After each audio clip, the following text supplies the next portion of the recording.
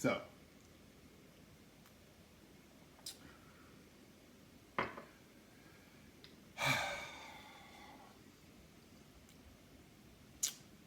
on September 10th, 2001, I could walk to any state in this country and stop any person in this country, and I can ask, who is the mayor of New York City? I guarantee you 90%, maybe even higher, could not answer that question. It's not a big deal because most people don't know politicians outside of their personal realm.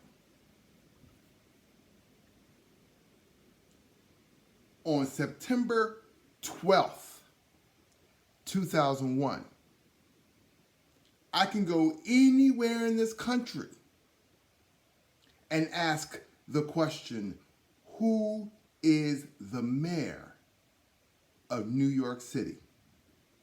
And without hesitation, everybody would say, Rudy Giuliani. After 9/11, everybody knew who Rudy Giuliani was because of 9/11.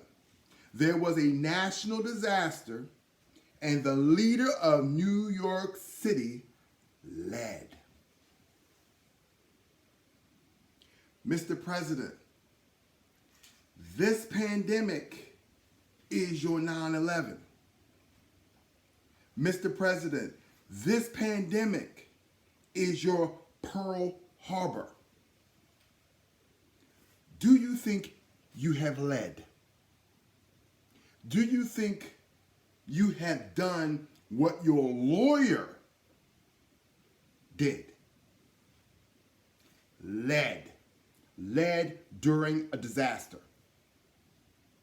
Many people in this country would say, no, you did not. I don't have a background in logistics. I don't. But you know something? If I was in charge, I could have done a better job preparing for this pandemic than the President of the United States. Mr. President, there's a pandemic coming in from Asia that has stricken Italy, and now it is coming into the U.S., and we've already seen signs of it in Washington and New York City. What do you want us to do? Shut it down. Shut down the entire country. Maybe even commandeer 1,000, 2,000 tractor trailers.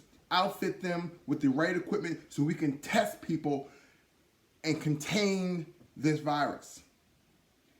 Create a nationwide tracing system so we know who has it and make sure it does not spread. The coronavirus does not have legs.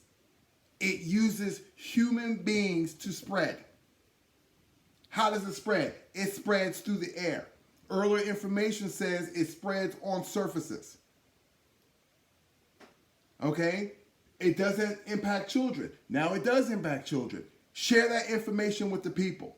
What needs to happen to prevent this pandemic from impacting our U.S.? You have to communicate with the people so we can act. Instead of the states leading, you need to lead and the states support you, not vice versa. Period. Okay? This was your time. This was your disaster. And you messed it up, man. Think about it. If you would have did what you were supposed to do, I would have been the first one that says we're going to build a statue for Donald Trump.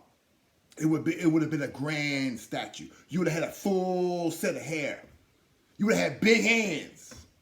I would have made sure you had a huge package on that statue. But you fumbled. You dropped the ball. You lost the game. Right now, the United States has the highest amount of cases in the world.